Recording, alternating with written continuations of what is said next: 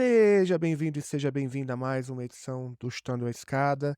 Aqui é Felipe Mendonça e hoje eu tenho a alegria de conversar com o professor e amigo Roberto Moll. Olá a todos, meu nome é Roberto Moll, eu sou professor de História da América na Universidade Federal Fluminense, também sou professor do programa de pós-graduação em Estudos Estratégicos e da Defesa na mesma universidade, pesquisador do INEU, né, como o Felipe. Que é a nossa rede, mas a gente está falando aqui de Denver, cara. Na Universidade de Denver, você está fazendo o que aqui? Eu aqui sou visiting scholar, né, um Uhum, pesquisador visitante, que é o pós-doutorado, na verdade, eles uhum. abriram as portas aqui para mim com o financiamento do CNPq. Bom, vocês já viram aí que o áudio não tá dos melhores, a culpa é totalmente minha. A gente está falando aqui de Denver, no Colorado. Como o professor Roberto Moll acabou de dizer, ele está aqui, por aqui, fazendo uma pesquisa de pós-doutorado. E ele gentilmente me recebeu para uma conversa sobre esse cenário político dos Estados Unidos, especialmente agora, ó, o fenômeno do trumpismo 2.0, né? Com uma vitória esmagadora sobre o Partido Democrata. E também fala um pouquinho sobre os desafios do Partido Democrata em lidar com uma base de trabalhadores cada vez mais insatisfeita com os rumos do próprio partido. Então, fique aí até o fim, que eu tenho certeza que você vai gostar bastante do papo. Então vamos lá, vamos pro papo? Então com vocês, Roberto Moll, que fala diretamente de Denver comigo sobre a vitória do Trump e o futuro do Partido Democrata. A escada é uma construção que serve para fazer um deslocamento vertical. Nem sempre é assim, mas tem um jeito de facilitar tudo isso. De elevador? Não.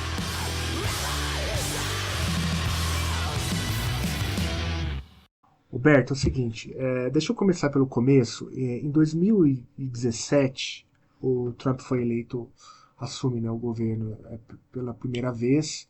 E eu me lembro que a gente se encontrou na PUC de São Paulo e havia uma discussão ali naquela altura se era adequado caracterizar o trumpismo em geral como uma espécie de populismo. Eu me lembro que naquela altura você era um crítico bem voraz assim, a esse tipo de categoria para se referir ao trumpismo. Né? Primeiro eu queria te perguntar por quê e depois saber se você mudou de ideia ou se você ainda acha que essa categoria é inadequada para entender o trumpismo na sua primeira passagem. Agora, claro, a gente vai ter que falar também do resultado das eleições. Eu vou começar pelo final. Eu acho que a categoria é ruim para Uhum. explicar o trumpismo, né? Porque populismo é uma categoria que foi é uma categoria utilizada, né, para explicar alguns momentos da história. É uma categoria que surge, na verdade, nos Estados Unidos, né, no final do século XIX. Existia aquilo que se chamava um movimento populista, que era exatamente um movimento ligado a agricultores, produtores agrícolas, pequenos produtores agrícolas, sobretudo, contra uma série de mudanças sociais que estavam ocorrendo naquele período na virada do século XIX. Né? Uma dessas mudanças primeiro, o aumento da imigração, então o populismo naquele período é muito nativista e tem esse caráter conservador, mas por outro lado também tinha um caráter, digamos, progressista, porque enfrentou o grande poder dos bancos e dos conglomerados, enfim, das oligarquias do setor ferroviário. Né? Porque você imagina, o monopólio, esses caras que eram pequenos produtores, principalmente nessa região do sudoeste, do oeste dos Estados Unidos, que a gente está aqui, Uhum, inclusive, uhum.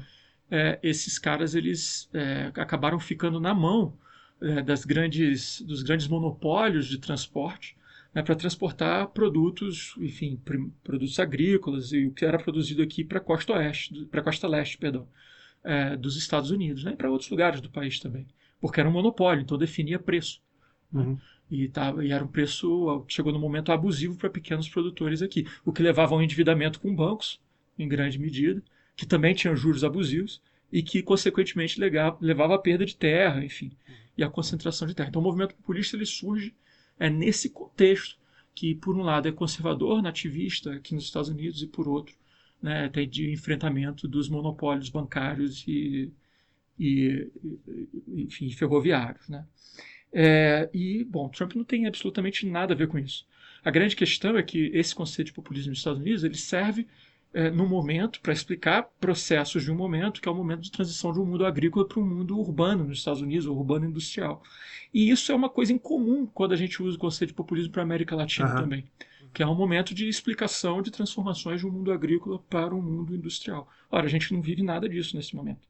A gente vive talvez o contrário, né, de diminuição do setor urbano, não necessariamente um aumento do mundo agrícola, mas um aumento da população em cidades pequenas e outras coisas. Um outro elemento do populismo, que vale tanto para a América Latina quanto para os Estados Unidos, é que, embora tenha um discurso de relação com os trabalhadores, etc., isso não para no discurso. Né? Realmente há uma relação direta política, né, dos grupos que dominam, ou do presidente, enfim, do ditador, seja lá quem está no poder, dependendo do caso na América Latina, com o trabalhador. Né? Há uma relação direta. Mas essa relação é mediada muitas vezes pelos sindicatos. Todo mundo aqui vai lembrar da relação do Vargas ou do Perón, né, com os sindicatos. E também não há nada disso no Trump, por exemplo. Né? Há, inclusive, uma política pública, né, em relação aos trabalhadores, direto, com o trabalhador como um ator social importante nessa relação populista. Isso também não há na relação com o Trump. Né? O que há na relação com o Trump há sim, um discurso populista, eu acredito que tenha no discurso do Trump. Talvez seja mais apropriado a gente chamar de um discurso demagógico, né? Ou um pós-populismo. Eu até acho que pós-populismo é um termo que talvez sirva, né? Tem um pouco daquilo que o Laclau chamou de a razão populista no Trump, sim. Né, que está muito focado na ideia do discurso. Mas em termos de política, eu não vejo, e contexto e política, eu vejo muita diferença, né? Seja para o caso americano, ou seja para o caso latino-americano, para o caso estadunidense ou para o caso latino-americano. Então, eu acho que o Trump tem características populistas, em alguns aspectos, principalmente na questão do discurso, na questão do nativismo, que tem a ver com o populismo nos Estados Unidos, mas eu não acho que ele seja exatamente um populista. E aí eu vejo dois problemas. Assim, primeiro, que eu acho que, depois eu até passei a pensar mais nisso, na caracterização do Trump dentro do campo do fascismo. Né? Não exatamente como um fascista, mas ou um pós-fascista, um neofascista, e aí são outras categorias de análise. Mas também o problema da gente ficar colocando tudo como populismo. Porque se tudo é populismo, nada é populismo.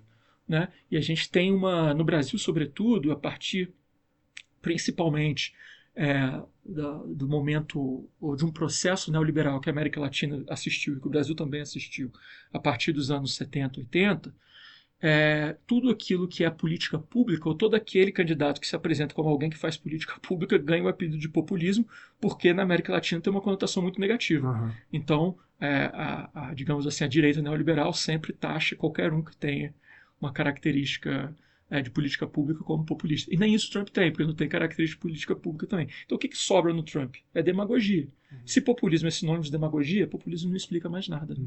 Por isso que eu não gosto do conceito. Mas eu acho que ele tem características populistas, só não acho que ele seja um populista. O que você acha que está no DNA, então, do trumpismo?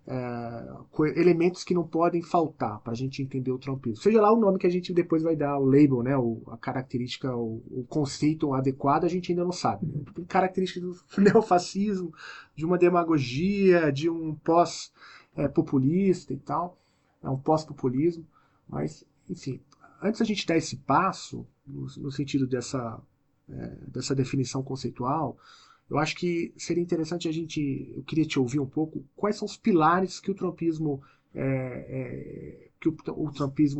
enfim, ancora o seu discurso, né, desde 2017 para cá. O que você acha que não pode faltar, assim, numa análise sobre o que significa o trumpismo? Bom, eu acho que, para isso, eu vou voltar um pouquinho para tentar responder o que eu acho que o Trump é fruto, né, de que processo que ele é fruto. Primeiro, eu acho que o Trump é uma política muito contraditória em si, muitas vezes. Né? Isso é evidente para todo mundo. Então, quer dizer, não há exatamente uma lógica de plataforma, por exemplo, no Trump ou no trumpismo. Mas, enfim, vamos começar pelo termo, né, então.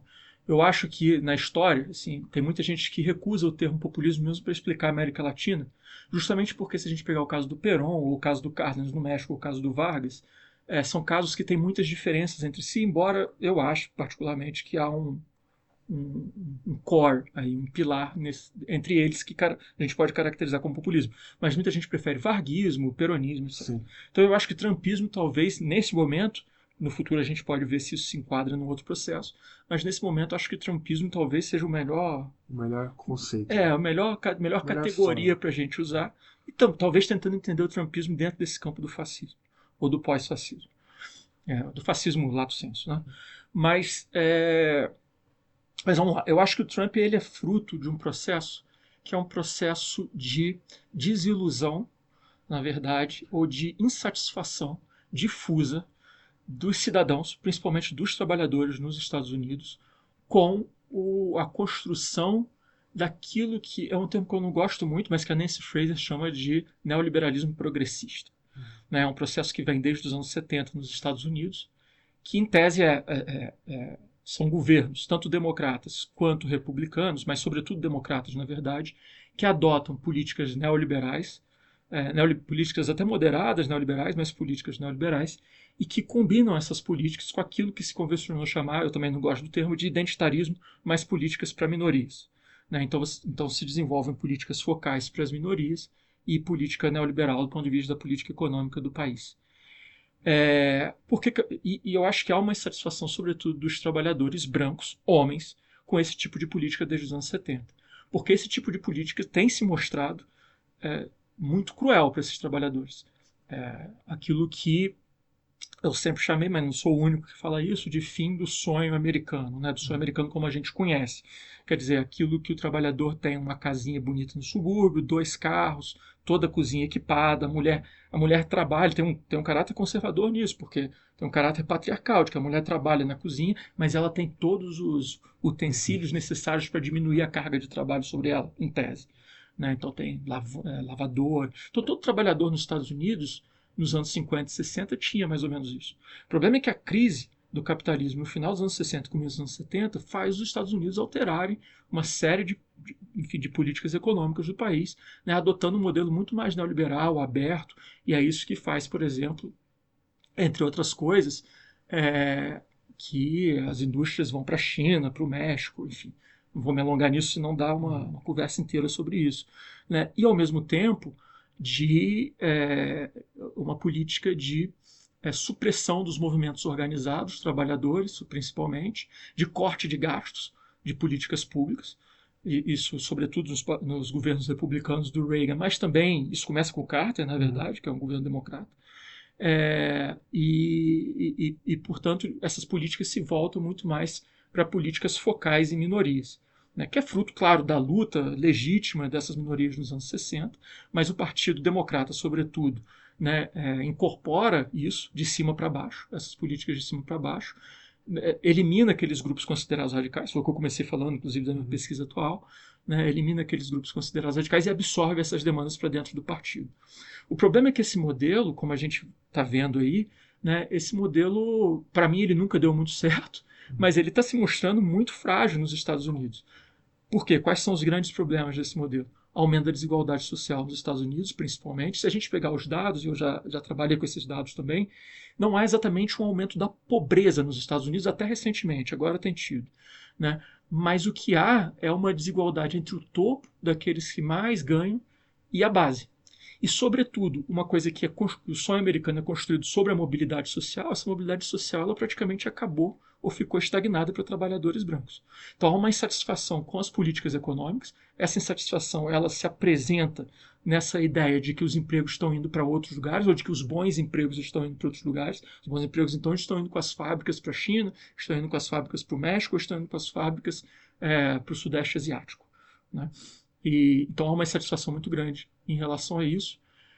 E, por outro lado, um ressentimento muito grande que, obviamente, não é um ressentimento justo, mas a gente precisa concordar, mas a gente consegue explicar, não é legítimo, mas é explicável, desses trabalhadores brancos com essas políticas focais.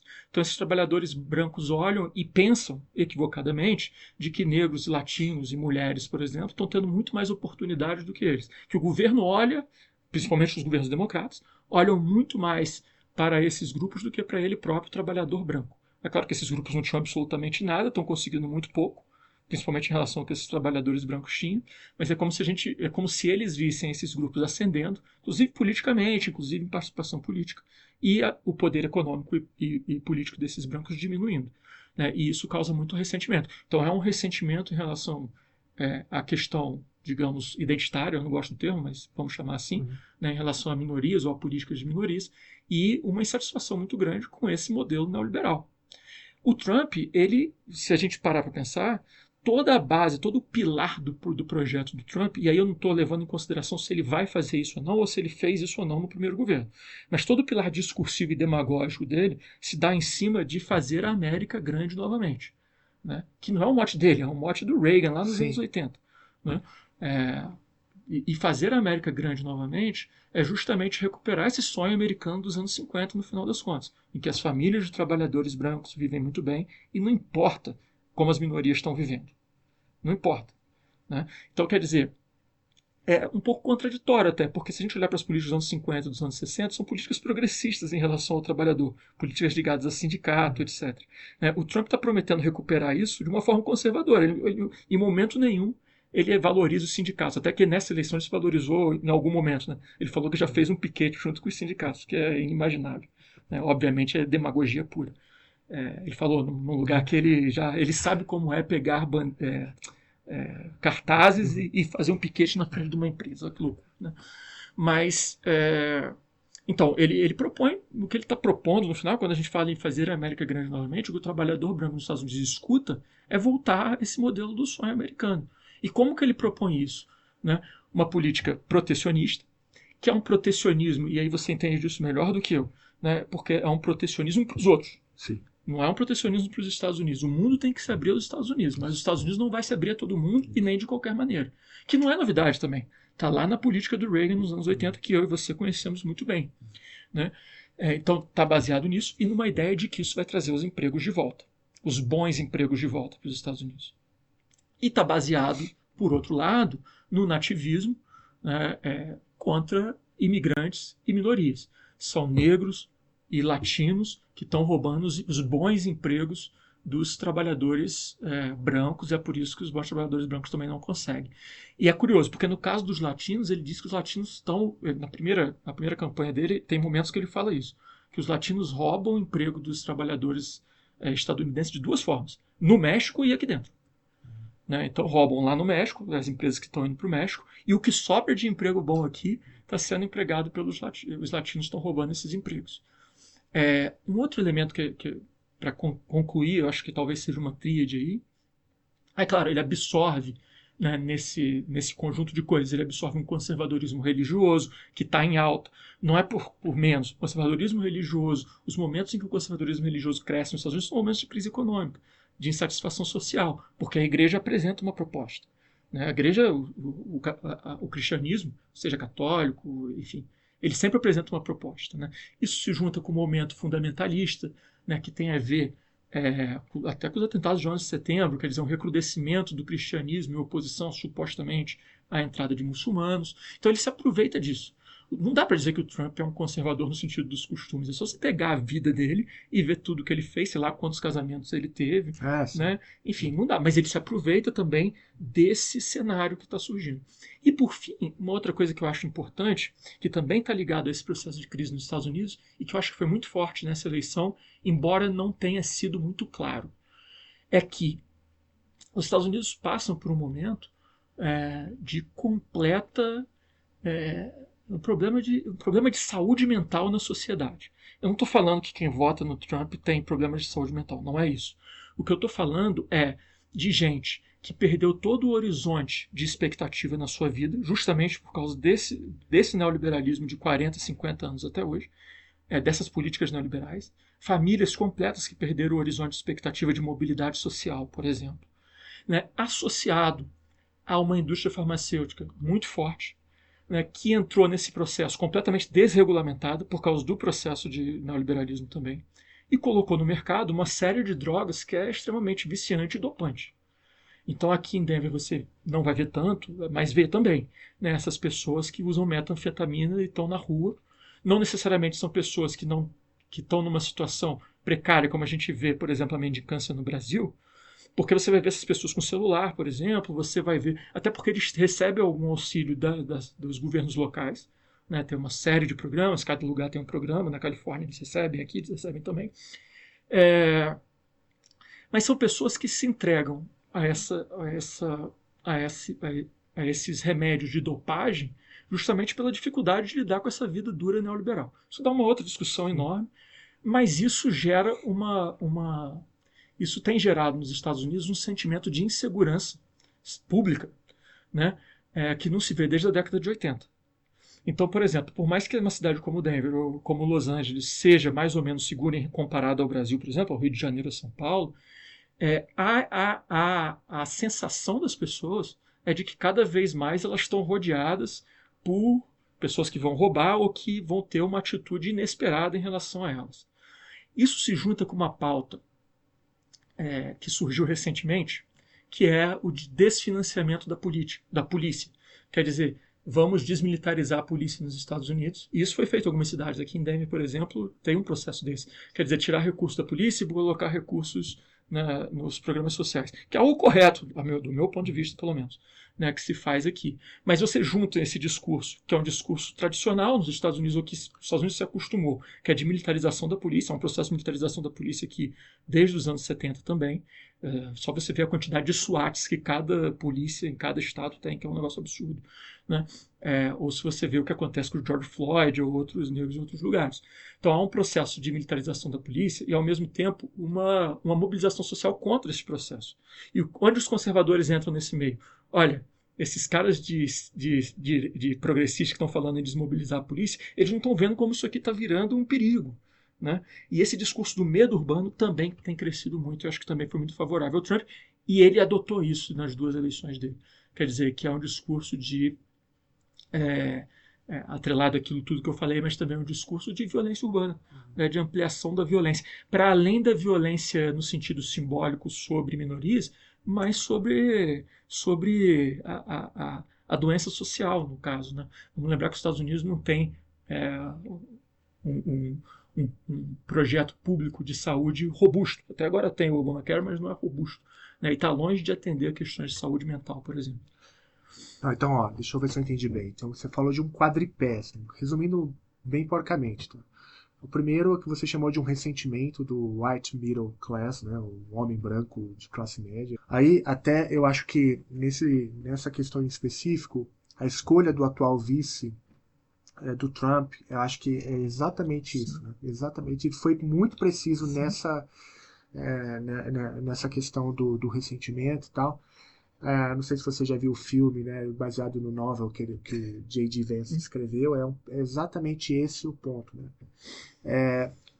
A questão do nativismo, que é uma questão... Eu estava até te ouvindo falar agora em off, como que até mesmo eleitores latinos, né, são favoráveis a uma política de contenção da imigração, né, de criação de muro e tal, que é muito sintomático.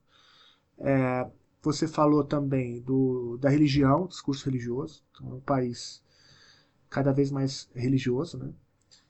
E agora, no final, você traz essa ideia de violência, a violência como esse grande problema social, que aí imagino que é um discurso mais belicoso no sentido de combate, né? A violência agrade parte da população que tem medo justamente de... Agora, eu queria, se você me permitir, olhar o outro lado da moeda, né? Porque, o trumpismo, enquanto um fenômeno político nos Estados Unidos contemporâneo, ele mobiliza essas quatro frentes que se desdobram em outras várias. Agora, a pergunta que eu queria te fazer é sobre o lado do Partido Democrata. Né? Você é um crítico bastante feroz aí do partido. Tem falado isso em vários espaços que eu compartilho com você, de que há um erro crônico estrutural, né? De como o Partido Democrata tem atuado justamente nessa conjuntura. É claro que agora, com o resultado dessas eleições, assim, o Trump ganhando em todos os swing states, fica mais fácil de falar que o Partido Democrata errou. Você está dizendo isso antes, né? Antes do resultado das eleições, de que há um problema de comunicação grave e um distanciamento, né, do Partido Democrata das questões realmente importantes e que, paradoxalmente, foram capturadas pelo trumpismo, por mais contraditórias que sejam, né? Por exemplo, latino votando a favor de uma política de imigração forte, essa working class votando, né, num projeto financista como o do Trump e não vendo, por exemplo, no Partido Democrata uma defesa do labor, do trabalho, como a gente esperava. Enfim, o que você tem a dizer, então, sobre o Partido Democrata, como ele tem atuado nessa conjuntura, e se você puder contar para a gente um pouquinho por que você considera o projeto, né, democrata, dessa quadra histórica, um projeto falido, acho que seria interessante. Só para deixar claro uma coisa que a gente vai falar várias vezes, o Partido Democrata de esquerda, enfim, o Partido Democrata não é exatamente de esquerda, nunca foi se a gente tiver os parâmetros de esquerda e direita em Brasil, ou mesmo na Europa, né? O Partido Democrata é um partido que se transformou, assim, era um partido conservador, depois se tornou um partido, e entre os anos 30, né, por causa do New Deal, e os anos 60, é um partido que foi caminhando em direção à esquerda, mas ele era um partido de direita, né, então ele vai caminhando em direção à esquerda até se concretizar aquilo que nos anos 60 o Schlesinger chamava de vital center, né, o centro vital. O Partido Democrata, então, é o centro vital. Eu acho essa definição, embora fosse propagandística nos anos 60, eu acho boa para explicar o Partido Democrata em algum sentido. Mas o fato é que de lá para cá, dos anos 30 até os anos 60, o Partido Democrata faz esse caminho em direção ao centro e ele muda a estrutura, ou, em termos gramscianos, né, o bloco histórico ao qual ele se assenta. Então, qual é o bloco histórico que o Partido Democrata se assenta no final das contas? Por causa das políticas dos anos 30 do New Deal e da política de direitos civis dos anos 60. Né? Não é um processo de uma hora para outra, é um processo que caminha historicamente durante essas décadas. Então, o Partido Democrata vai se assentar nos trabalhadores organizados, sindicais, né, que ganharam e que foram muito valorizados durante o New Deal e nas políticas que se desenvolveram a partir do New Deal entre 30 e 60, entre 30 e 70, eu diria. As minorias de negros e latinos, depois também até minorias em relação a gênero e sexualidade, né, por causa das políticas dos anos 60. E um contingente e aí por motivos históricos e também por causa da guerra, etc., um contingente de judeus estadunidenses. E aí sionistas, não sionistas, isso também é uma disputa dentro do partido. Mas é isso, e é claro, assim, uma ala do capital estadunidense continua ali, que é a ala do capital que está disposta a negociar com esses trabalhadores. Né? Mas, a partir dos anos 70, principalmente a partir da vitória do Nixon, o Partido Democrata, eu não diria que dá 2 passos da esquerda para o centro, porque ele nunca foi à esquerda, mas ele finca os pés no centro. Né? E a partir do Reagan, mais ainda, porque o Reagan vai criar todo um discurso, né, de que as políticas sociais do Partido Democrata geravam endividamento, o caos da nação, era o que estava trazendo os problemas econômicos da nação. Aliás, esse discurso é anterior ao Reagan, inclusive, do Partido Republicano. Né? E no Carter, nos 2 últimos anos do governo Carter, inclusive, o Partido Democrata vai adotar uma política neoliberal, que é uma política de alijamento dessas políticas sociais de trabalhadores e de gradual, não é também de uma hora para outra, mas de gradual desmonte dessas políticas que foram construídas entre 30 e 60. A gente, no Brasil, principalmente a gente da academia, sim, crítico, né? Muitas vezes a gente tinha até aquele ditado, nada mais democrata no poder do que um republicano e vice-versa. Isso faz sentido em alguns momentos da história e outros não. Agora, por exemplo, não faz tanto sentido. Mas naquele momento ali dos anos 70, 80, até fazia algum sentido esse negócio. Porque a política econômica era muito parecida. Né? Uma política de liberalização da economia, desregulamentação, etc, etc. Como a gente diz, né? Acabamos de falar, inclusive, uma política de livre comércio para os outros, mas de protecionismo para nós. Diminuição de investimentos públicos, ou até cortes de investimentos públicos. Então era muito parecido. Concomitante a isso, ou melhor, como fruto dessa política, inclusive, mas quase que como retroalimentação dessa política, né, e de formação das cadeias de valor global naquele momento, né, de começo da formação, o trabalhador americano vai se fragilizando. Né, e o Partido Democrata vai se distanciando desse trabalhador. Não só ele próprio é o vetor de fragilização desses trabalhadores organizados, mas também esse afastamento também é uma consequência dessa fragilização dos trabalhadores. Então o Partido Democrata passa a ser isso, de um progressismo ou de um neoliberalismo progressista, como a Nancy Fraser chama. Eu não gosto muito do termo, porque eu acho que o progressismo tem que estar longe do neoliberalismo, mas faz algum sentido. E de lá para cá o Partido Democrata tem feito isso, né? E qual que é o problema? Se a crise atual é uma crise no qual os trabalhadores, agora desorganizados, sobretudo, os trabalhadores atomizados, como eu chamo, porque os sindicatos perderam muita força, mas esses caras continuam sendo trabalhadores. Eles não são mais trabalhadores com aquela identidade de operário daquele período ligado ao sindicato, mas continuam sendo trabalhadores. Né? Esses trabalhadores, se o problema para eles é justamente esse modelo econômico, e o Partido Democrata continua insistindo nesse modelo econômico. Ah, mas teve o Obamacare. Claro, é um modelo econômico que foi, de certa forma, muito foi muito presente nos 2 últimos anos do governo Carter, é muito presente no governo Clinton. Talvez o ponto máximo desse neoliberalismo progressista seja o governo Clinton, né? Por exemplo, com a reforma do welfare, mas ao mesmo tempo com políticas para determinados grupos. E isso se entranhou no Partido Democrata. O Obama é uma versão um pouco moderada disso. Tem a insistência no Obamacare, legal, aumenta gasto do Estado, mas isso não é porque o Partido Democrata quer ou porque gosta, isso é pressão social, isso é fruto da pressão social na qual o Partido Democrata está tentando se adaptar. Mas não vai à frente. O Partido Democrata não dá resposta às pessoas. Se a gente parar para pensar, a gente está vendo a mobilização social nos Estados Unidos, um tanto quanto difusa de setores progressistas, desde Occupy Wall Street e desde o começo dos anos 2000. E o que o Partido Democrata tem oferecido a essas pessoas? Nada. Não tem oferecido nada. Qual que é a preocupação dos trabalhadores? E aí eu não estou falando só de trabalhadores brancos, estou falando até de minorias, de jovens. Quais são as maiores preocupações dessas pessoas nesse momento? Primeiro, mobilidade social. Tem um horizonte de expectativa de crescimento. Não tem mais. O cara vem para a universidade, paga milhões, né, a família faz um esforço enorme, se endivida para que o jovem venha para a universidade e ele sai sem um emprego qualificado. Se você andar por Denver aqui ou por outras cidades dos Estados Unidos, tem um monte de emprego.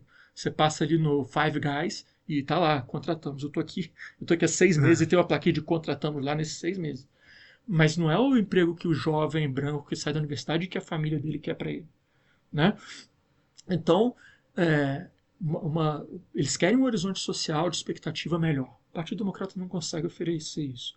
Há uma preocupação com o meio ambiente, né, com questões ambientais, com o futuro. E não é exatamente uma preocupação dessa sociedade, não é exatamente uma preocupação altruísta, mas é uma preocupação com o próprio futuro dos filhos, né, das pessoas, sua sobrevivência em relação à água, por exemplo. Se a gente olhar na Pensilvânia, é um problema enorme em relação à água por causa do fracking, que divide o Estado e tem a ver com essa eleição.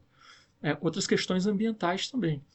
Há uma preocupação muito grande em ampliar e assegurar direitos para minorias que estão descritos ou que estão assegurados em políticas públicas muito focais, mas que não estão previstos na Constituição. A questão do aborto é claramente uma dessas questões. Quer dizer, beleza, foi constituído por causa de uma vitória na Suprema Corte, etc., mas nunca foi constitucionalizado. Então há um anseio por segurança nesse sentido. E aí, principalmente dos mais jovens, não exatamente dos trabalhadores brancos, que não estão organizados. Há também um anseio para que os Estados Unidos seja ou que invista mais em políticas sociais. E aí entra uma coisa que a gente não discutiu muito, e vale para esses pilares do Trump, talvez seja um quinto pilar do Trump também, que é a política externa. Sim. Quer dizer, esses trabalhadores brancos, sejam as minorias mais progressistas, ou os trabalhadores brancos desorganizados, atomizados, que estão mais ressentidos com tudo que o Partido Democrata tem feito, eles odeiam a política externa do Partido Democrata. Porque a política externa do Partido Democrata é uma política externa pintada, né, com cores salvacionistas, vamos salvar o mundo, mas que no final das contas significa 2 coisas para essas pessoas. Primeiro, ir para frente de batalha e morrer ou sofrer ou voltar com problemas psicológicos ou físicos e não ter nenhuma segurança do Estado. E segundo, né, de dinheiro que está voando para a Ucrânia ou para Israel, de apoio ao genocídio que o governo israelense promove em Gaza, ou de apoio à Ucrânia, que é uma disputa do leste europeu, enfim. As pessoas ficam ressentidas porque esses investimentos poderiam estar sendo gastos internamente. E por incrível que possa parecer, ou por mais surpreendente que possa parecer para algumas das pessoas, o Trump tem um discurso de diminuição desses investimentos dos Estados Unidos ou do Partido Democrata fora. Né?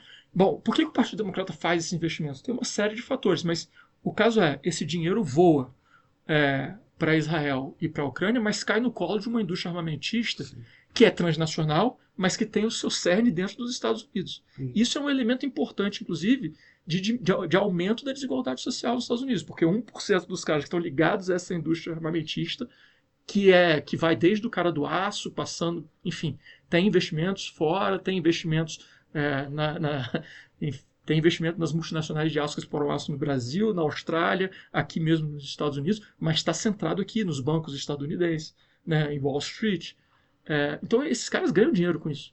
No final das contas, o dinheiro cai no colo desses caras, né?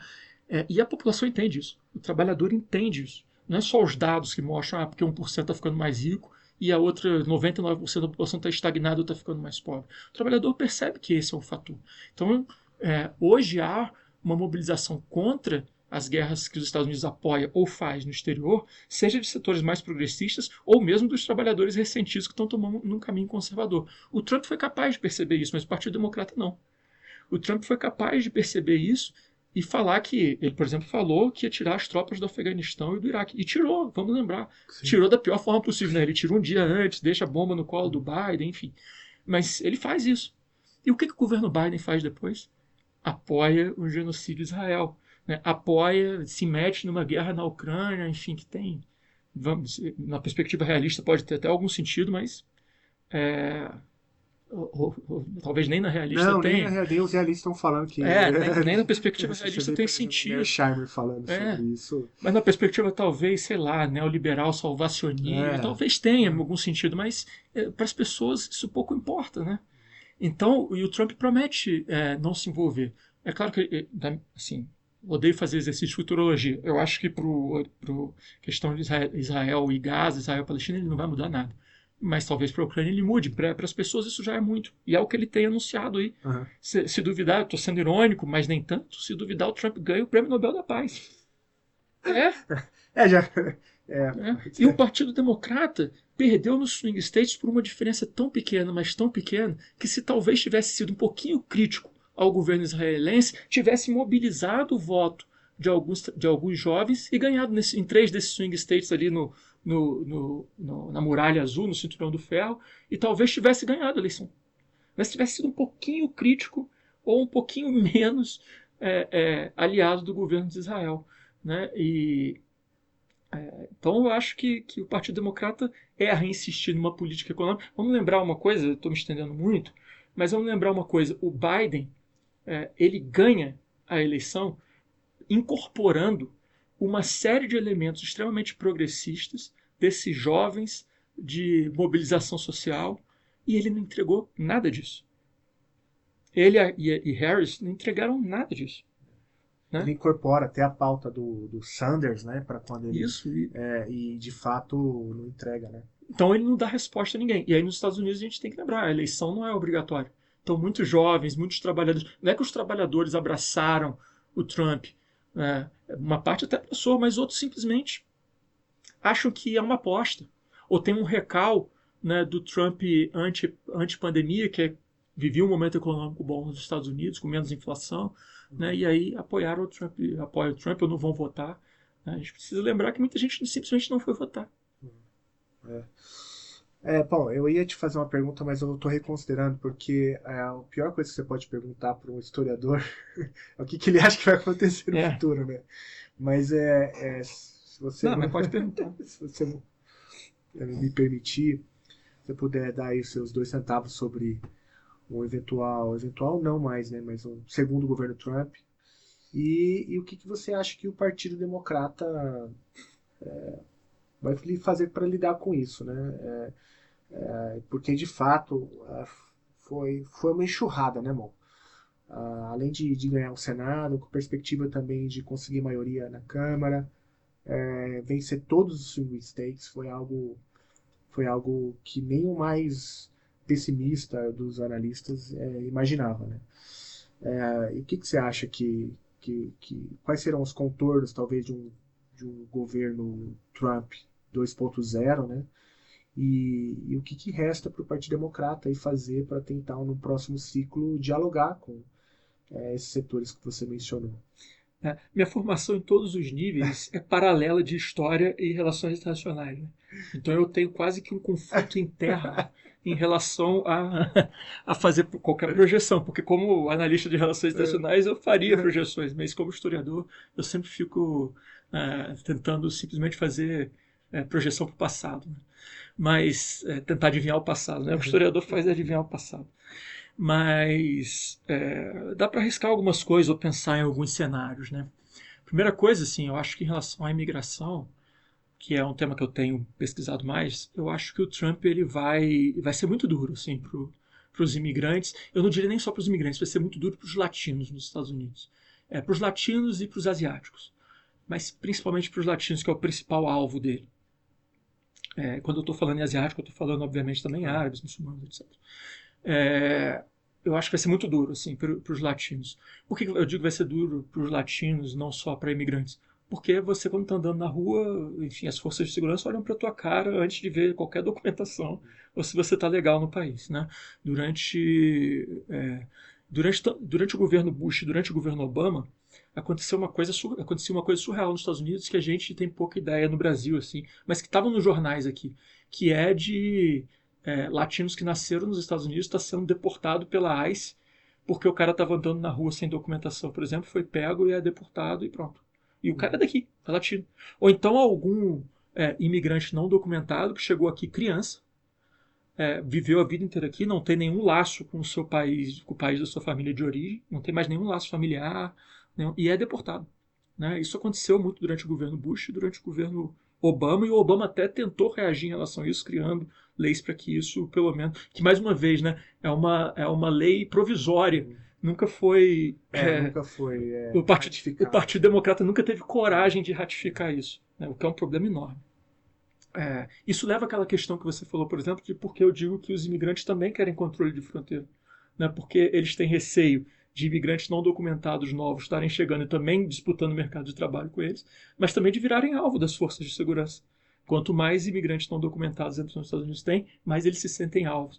Tanto latinos estadunidenses, né, ou como não, documentados ou não documentados, se sentem alvo das forças de segurança, do medo, né?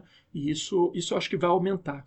Uma coisa muito interessante em relação a isso é de que o Trump diz que vai diminuir a sua interferência na guerra da Ucrânia ou no Oriente Médio, por exemplo. E talvez o faça. Mas como que então que ele vai alimentar essa indústria armamentista? Ele aumenta essa indústria armamentista com o aumento da segurança interna. Né? Ele desvia a canalização de dinheiro, né, de investimentos, de recursos para a indústria armamentista do setor externo e vai canalizar para dentro, né, aumentando os recursos das forças de segurança interna, seja de polícia, da ICE, enfim, do FBI, da CIA, de todo mundo, né? E mais de um sistema, de uma indústria prisional, como se começou a chamar aqui, né? Porque o que o Trump fez no último governo, embora ele tenha deportado menos latinos do que o Obama, precisa ver os dados, eu não sei se no final das contas foi menos, mas enfim, não mudou muito. Ele criou quase que campos de concentração de latinos praticamente, o que é algo absurdo, assim, criando prisões para colocar os latinos. Isso move muito dinheiro, não só de uma indústria do setor da construção civil, mas também empresas, porque essas prisões não são todas privatizadas, são todas privadas. Desde o cara que fornece a marmita. Exatamente, ao segurança armado e a arma que precisa de ter para o segurança, até a indústria que controla a prisão. Né? Então, todo um outro canal, né, de investimentos que migra para o setor bélico. Então, eu acho que isso vai acontecer. Eu acho que realmente vai ser um desespero aí para os latinos. Em relação ao protecionismo, eu talvez seja mais... talvez eu seja mais pessimista. Eu não sei se vai ser pessimista, porque também não é exatamente um pessimismo. Mas eu acho que o Trump eu acho que ele vai adotar políticas bastante protecionistas em alguns setores, mais do que no primeiro governo, inclusive. Eu acho que ele vai adotar políticas protecionistas, sobretudo em relação ao México. Ele já prometeu isso, né, em relação à China, que já existem, né, ele adotou essas políticas no primeiro governo. O Biden não retirou essas políticas. E eu acho que ele vai adotar mais políticas protecionistas nesse sentido. Eu acho que ele vai tentar contrabalancear o que isso pode gerar de aumento de custos de vida, etc. Eu acho que ele vai tentar balancear isso com criação de emprego, e talvez ele tenha sucesso. Né? Até porque agora, nesse momento, o emprego não é exatamente um problema nos Estados Unidos, o emprego de qualidade que é um problema. Então, talvez ele consiga balancear isso. Vamos lembrar que ele promete voltar a explorar petróleo, carvão, gás, aumentar essas explorações. Isso gera emprego, sobretudo para uma economia importante dos Estados Unidos, setor armamentista também, enfim. Então, eu acho que ele vai tentar fazer isso. E eu acho que, do ponto de vista das minorias, e aí é só achismo, né? Eu acho que ele também vai ser muito duro, mas é mais numa perspectiva discursiva do que exatamente de desfazer políticas. Porque não tem nem quase políticas para serem desfeitas mais. Né? Não acredito que o Trump vai baixar um decreto proibindo livros em bibliotecas no país inteiro. Isso é meio inconcebível pela própria estrutura legal nos Estados Unidos. Mas ele vai continuar fazendo discursos misóginos, machistas. Isso eu acho que ele vai fazer. Né? Ou pelo menos incorporando isso, né? Ou apresentando isso. E é claro que isso tem um nível de violência simbólica que não é desprezível. Né? O discurso ele não é desprezível. Isso aumenta a violência interna, etc. Do ponto de política externa, eu acho que ele realmente vai diminuir. Mas aí é puro achismo, porque pode nem acontecer. Mas eu acho que ele tem muitas afinidades em termos de projeto com o Putin. Eu não sou especialista em leste europeu, mas na minha perspectiva, o que há ali na Ucrânia, né, e o que o Putin faz. Para mim, o Putin é um governo ultraconservador, que tem base numa oligarquia russa e que está disputando o mercado com a União Europeia no leste europeu. A minha perspectiva é um pouco essa. Posso estar errado, não é a minha especialidade. Mas como o Trump, eu acho que ele está se lixando para essa faceta da economia, o que ele vai falar é para a União Europeia se virar com o Putin, porque ele disse que não vai investir, vai diminuir o investimento na OTAN, etc, etc. Né? Já havia feito isso, acho que ele vai fazer de novo. Mas no Oriente Médio ele vai manter a mesma coisa. Né? A aliança com o governo israelense tem a ver tanto com o lobby israelense dentro dos Estados Unidos quanto a própria indústria armamentista. Então eu não acho que ele vai mudar muito. E com o discurso religioso. E com o discurso religioso, que é um discurso, inclusive, anti-sionista. Porque a ideia de que é uma ideia estapafúrdia, fundamentalista cristã, de que para Jesus voltar, os judeus têm que estar em Israel, né, que nada mais é do que uma forma de dizer vão para lá e ocupem aquele lugar e se virem com os árabes muçulmanos. Né, ou até os árabes cristãos, tanto faz. Se virem com eles, porque agora está atacando o Líbano e, enfim. E se virem com eles, né? Então tem um pouco isso também, mas a indústria bélica, né, e o lobby israelense. Então acho que isso não vai mudar, na minha perspectiva não vai mudar. Talvez a Ucrânia mude, né? Talvez a gente veja aí o Trump de mãos dadas com o Putin resolvendo a situação e ganhando o prêmio Nobel da Paz. Estou sendo irônico, mas não é impossível. Já deram o prêmio da paz pro Obama, né? Pelo simples fato dele ser presidente. Exatamente. Sem ter feito nada, absolutamente nada. Eu acho que foi o primeiro Nobel da Paz que apontava para uma perspectiva da paz e não pela... De certa maneira, se você pensar, essa é uma resposta parcial àqueles problemas que a gente discute desse neoliberalismo progressista, né, ou do neoconservadorismo, né, que os Estados Unidos viveram, essa duplinha neoliberalismo progressista, neoconservadorismo, que se intercalou até o primeiro governo Trump, era isso. O Trump não é exatamente um neoconservador, você sabe muito bem disso. Aliás, os neoconservadores do Partido Republicano são justamente a ala que não gosta muito dele, embora alguns tenham abraçado ele, outros continuam até declararam o voto em Harris. Então, assim, é isso. Eu acho que ele está oferecendo resposta. São as respostas que a gente gosta, que a gente quer? Não, não são. O nativismo não é a resposta que a gente quer. Esse tipo de protecionismo não é a resposta que a gente quer. Mas ele oferece a resposta. Se ele vai fazer ou não, não sei.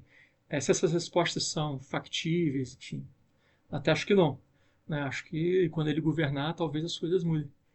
Mas, enquanto um lado oferece uma resposta ruim, o outro lado não oferece nada. Né? Então... e aí essa face do Partido Democrata, né?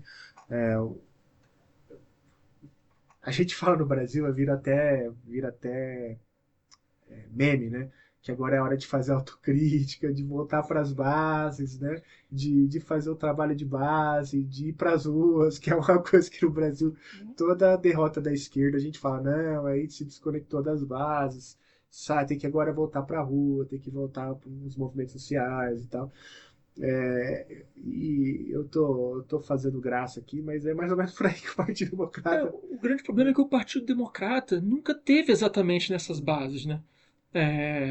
Como é que a gente vai falar para o Partido Democrata fazer autocrítica ou voltar para a base se esse Partido Democrata ele teve nessa base dos trabalhadores organizados, dos trabalhadores ligados a, enfim, direitos civis de minorias, ele teve nessas bases por 20, por 30, de 20 a 35 anos, vai. Não, um partido que tem uma história centenária. Teve nessas bases por muito pouco tempo. Então, assim, é que a gente vê uma perspectiva muitas vezes teleológica, olhando a história para trás, mas é muito pouco tempo. Se a gente olhar de cima num processo histórico, isso é nada. Né? E para quem está nesse processo, também é muito pouco. Então, assim, eu acho que o Partido Democrata, eu não sei nem se ele tem para onde voltar. Até porque esses trabalhadores organizados também não existem mais. Os sindicatos nos Estados Unidos foram pulverizados com a ajuda do Partido Democrata. Né? Como eu disse, esse descolamento é um pouco resultado dessa pulverização das organizações sindicais, mas também é fruto das políticas do próprio Partido Democrata. Os sindicatos nos Estados Unidos, num dado momento até a década de 70, nos anos 60 e 70, os sindicatos tinham, sei lá, eu tinha os dados de cabeça, agora nem tenho mais, mas era em torno de 30% ou 40% da mão de obra sindicalizada. Isso tem um efeito dominó, porque o trabalhador sindicalizado e os direitos que ele conquista se espalha mesmo para trabalhadores não sindicalizados, porque os não sindicalizados têm a opção de se sindicalizar. Então ele tem um poder maior de negociar com o empregador esses direitos. Na medida em que a sindicalização cai, e de 70 para cá ela é uma curva, curva reta é péssima, mas é isso mesmo, ela é uma curva reta para baixo. Hoje são 9% de trabalhadores sindicalizados. Então o Partido Democrata vai voltar para onde? Ela vai ter que sindicalizar os trabalhadores. Então tem que voltar para o New Deal, tem que voltar para projetos próximos que fortalecem sindicatos e que fortalecem minorias. O Partido Democrata está disposto a voltar para isso? Não me parece. Não me parece nem um pouco. Não sei também se há condições econômicas para voltar para isso. Né? Então eu não sei se o Partido Democrata tem para onde voltar. O Partido Democrata tinha... e aí vamos voltar à eleição do Biden, né? O Biden ele sinaliza que talvez volte para isso. O Biden é um político ligado aos sindicatos, historicamente. Ele absorve a ideia de Green New Deal, embora ele mude o próprio termo, Green New Deal, mude a proposta, né? Mas ele volta para essa ideia e o que ele fez? Entregou muito pouco em relação a isso. Né? Então, o Partido Democrata vai voltar para onde? Eu não sei. Sei lá, o Partido Democrata vai ter que enfrentar esse dilema, né? Se ele vai mais adotar um caminho que ele talvez nunca tenha adotado, para voltar, para ser mais progressista, para voltar para minorias e tentar reorganizar os trabalhadores dentro do partido, ou o que ele vai fazer. E assim, o trumpismo parece que é uma força que veio para ficar. O Trump está aí eleito por mais 4 anos. A próxima eleição certamente o Vance vem com força e ele mobiliza até melhor que o Trump boa parte desses pilares que a gente chamou aqui. E aí o Partido Democrata tem um outro problema, que é a formação de quadros. Né? Que existem até, mas não dialogam com essas insatisfações. Os quadros que dialogam com essas insatisfações, como Bernie Sanders ou aquela ala do Partido Democrata, é constantemente enfraquecida pela liderança do partido. Sim.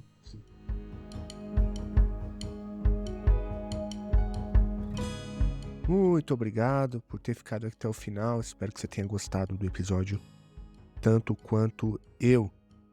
Bom, Donald Trump demonstrou grande eficácia como candidato, combinando aí essa retórica meio de comediante, ao mesmo tempo mobilizando a fúria das pessoas, né? Ao mesmo tempo também mobilizando um otimismo do American Dream, um cinismo, enfim, é uma mistura de tudo isso. E é inegável que o trumpismo se consolida como a força política mais importante da década ou das últimas décadas dos Estados Unidos.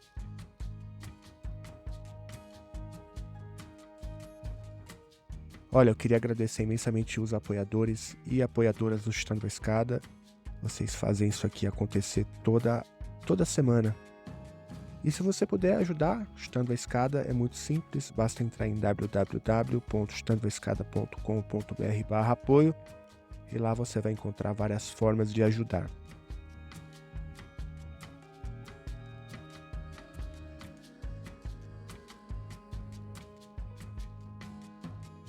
Então é isso, até a semana que vem.